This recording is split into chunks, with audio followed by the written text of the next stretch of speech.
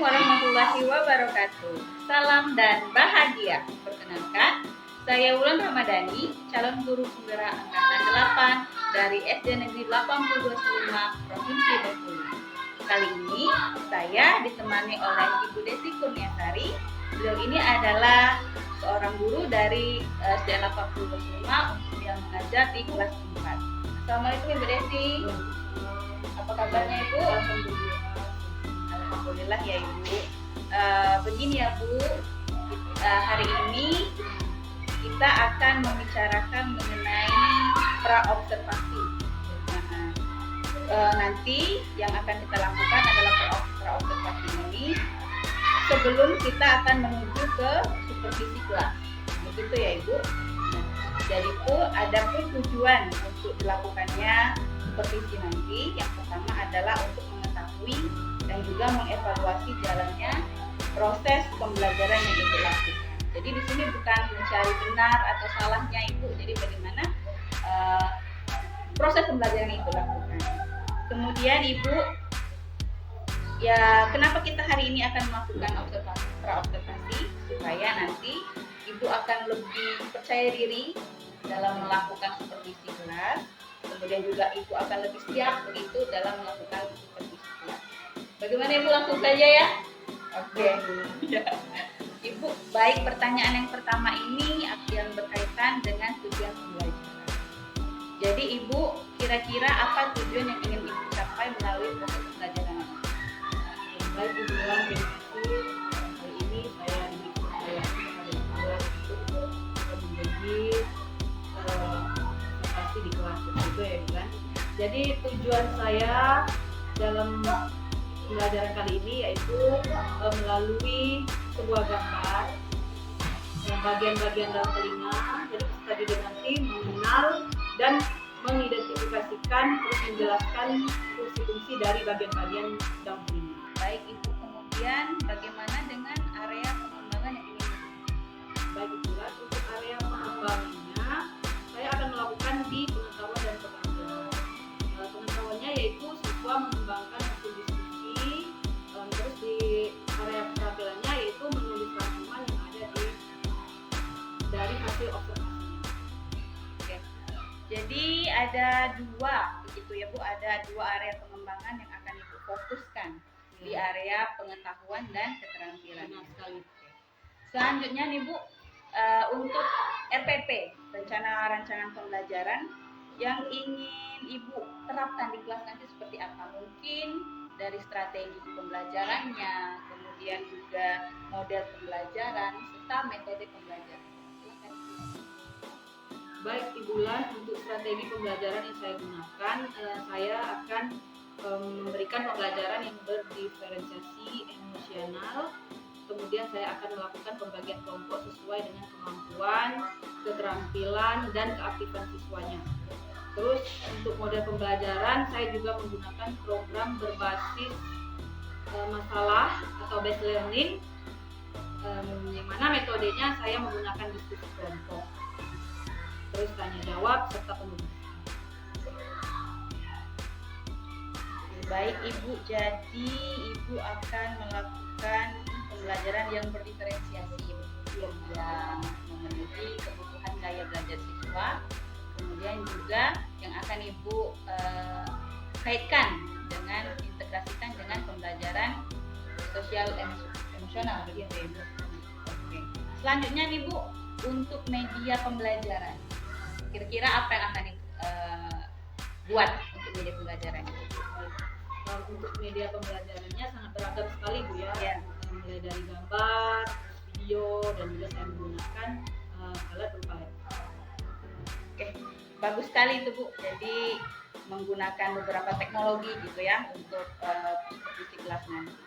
Baiklah Ibu, selanjutnya ini untuk waktu pelaksanaannya, kemudian di jam keberapa dan di kelas berapa yang akan Ibu lakukan pembelajaran ini? Baik, untuk mengadakan hasil pembelajaran nanti saya akan mengadakannya di hari Rabu, yang mana di jam pertama di kelas saya yaitu di kelas 4. Oke, jadi di kelas Ibu ya Bu, di kelas 4. Baik Ibu, nanti di jam dan kelas yang sudah kita sepakati nanti, saya akan datang gitu ke kelas Ibu untuk melakukan supervisi untuk kelas Ibu. Begitu ya Ibu. Oke, nanti Ibu setelah ini kan percakapan praobservasi. Nanti akan dilakukan supervisi, kemudian nanti akan ada percakapan pasca observasi, di mana percakapan itu nanti akan dihadiri oleh pengajar praktik. Begitu ya Ibu. Oke, terima kasih banyak Ibu Desi atas waktu dan kesempatan sudah yang mau Ibu melakukan percakapan ini bersama saya. Sampai jumpa nanti di kelas 4, begitu ya Ibu. Oke, demikian percakapan praobservasi kami. Terima kasih. Assalamualaikum warahmatullahi wabarakatuh.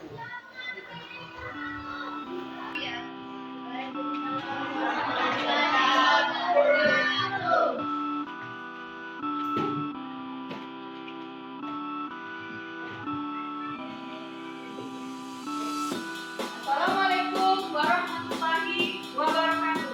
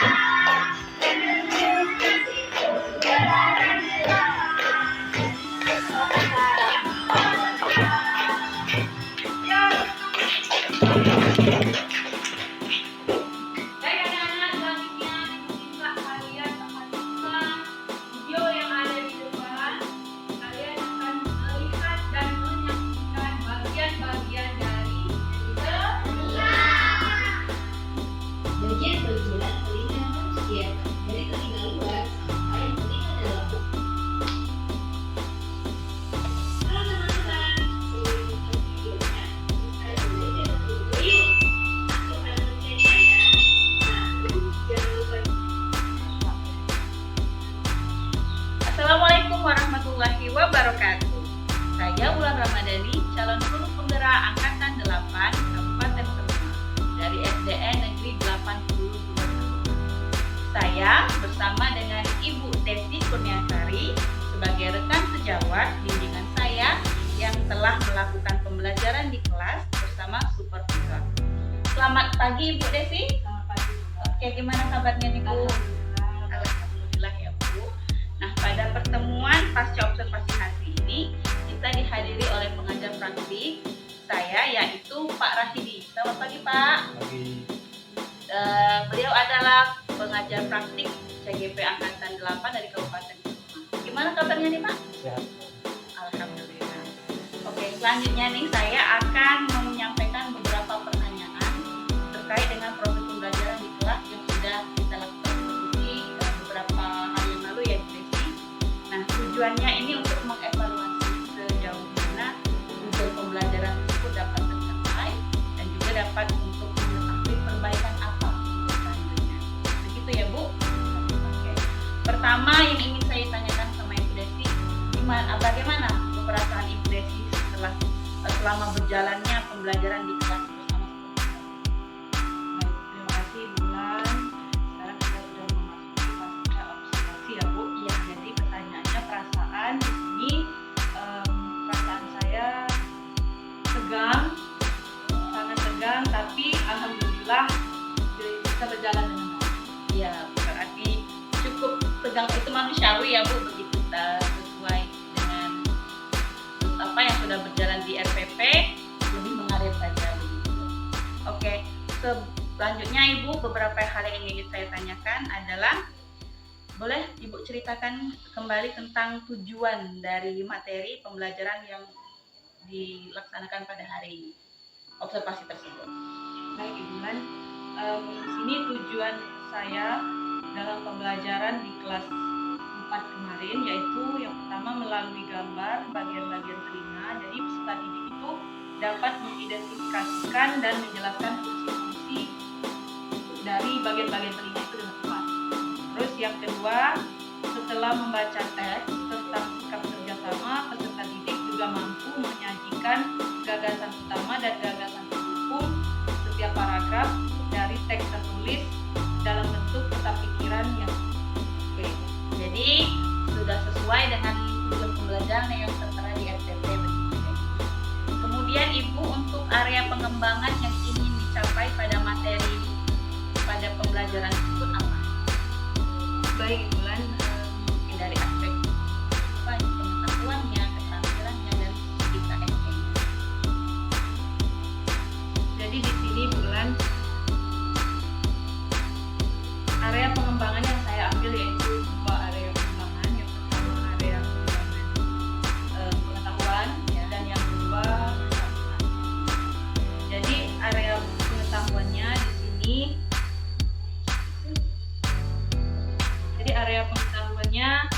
siswa itu mampu mengidentifikasi dan menjelaskan fungsi bagian-bagian telinga.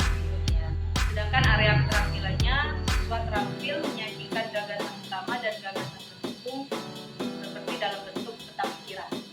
Jadi ada dua area pengetahuan dan keterampilan begitu sekali. Oke, selanjutnya nih Bu, sejauh mana menurut Ibu Desi keberhasilan yang telah tercapai dari pengembangan yang sudah Ibu lakukan? Apakah sudah cukup berhasil atau gimana? Jadi di situ untuk ketercapaiannya sudah cukup berhasil, tapi masih ada siswa beberapa yang masih kurang aktif karena mereka mungkin hanya bisa mengandalkan temannya saja. Jadi kendala yang Ibu temui pada saat pembelajaran itu coba Ibu ceritakan seperti apa? Seperti dalam kegiatan kelompok ya Bu, yang mana jumlah siswanya cukup banyak. Jadi saya akan mendekatkan siswa yang minat karena di situ banyak sekali siswa yang masih kurang aktif seperti itu. Mereka hanya mengandalkan teman yang itu saja. Oke, jadi masih ada beberapa siswa yang masih pasif begitu ya Ibu, Ya. mengandalkan teman-teman dalam kerja kelompok begitu. Jadi kira apa menurut Ibu yang menjadi penyebab identifikasi penyebab dari hambatan tersebut? Mungkin dalam kegiatan belajarnya dalam kelompok, saya pikir mungkin kurang adanya minat dalam pembelajaran. Oke, jadi kurang menarik begitu bagi siswa ya Ibu. Jadi apa rencana perbaikan yang akan Ibu lakukan pada pembelajaran ke depan? Baik ya. Dalam kegiatan kelompok nanti yang mana siswa cukup banyak, jadi saya akan mendekatkan kepada anak itu yaitu sesuai dengan minatnya. Misalnya saya bagi kelompok berdasarkan gaya belajar, ada yang suka visual, teori, estetik, sehingga anak akan merasa lebih nyaman. Jadi sesuai dengan kenyamanan anak. Ya, sesuai dengan kebutuhan belajarnya. Ya. Oke Ibu, mudah-mudahan nanti apa yang Ibu rencanakan itu tercapai begitu ya. Anak-anak juga lebih nyaman dalam belajar kan sesuai dengan pendidikan gaya belajarnya. Selanjutnya nih Bu, kapan rencana pelaksanaan tindak lanjut ini akan Ibu lakukan? Baik Bu, waktunya yang tepatnya secepatnya insya Allah saya lakukan. Lebih cepat lebih baik begitu Ibu. Oke, terima kasih banyak kepada Ibu Desi yang sudah melaksanakan pembelajaran, sudah bersedia untuk saya supervisi kemarin begitu. Kemudian juga sudah terima kasih banyak sudah bersedia untuk melakukan percakapan pasca observasi. Oke, selanjutnya kepada para Hidi selaku pendamping kami pengajar praktik, boleh untuk memberikan umpan baliknya. Ya, terima kasih kepada Bulan Ramadhani atas waktu yang diberikan kepada saya sebagai yang untuk memberikan masukan balik dari kita pada ya. Tadi saya telah mengamati Ibu telah memberikan beberapa pertanyaan, sampaikan kepada Desi. Menurut saya apa yang dilakukan sudah diikuti oleh kita. Iya Pak, terima kasih Pak. Yang mana di situ Ibu telah memulai beberapa pertanyaan itu mulai dari tujuan, kemudian hari pengembangan, yang terkait depannya, dan tadi banyak di bidang pengetahuan dan keterampilan. Iya. Selanjutnya juga Ibu Wulan telah melakukan identifikasi masalah yang timbul pada pembelajaran di kelas. Tadi sampaikan bahwasanya ada beberapa anak yang kurang aktif, makanya anak itu hanya mengandalkan hasil dari temannya. Iya Pak. Berarti kan ada masalah. Itu Ibu Desi sudah merencanakan bahwasanya dia akan belajar secara aktif. Kemudian demikian juga mengenai rencana aksi tadi sudah disampaikan si anak dia akan memperbaiki modul yang sesuai dengan minat dan gaya belajar siswa. Dan nanti akan dikelompokkan yang ada yang teori tadi kan ada yang visual, sehingga nanti pembelajaran akan lebih ya yang tadi interaktif itu bisa. Kemudian juga tadi kita telah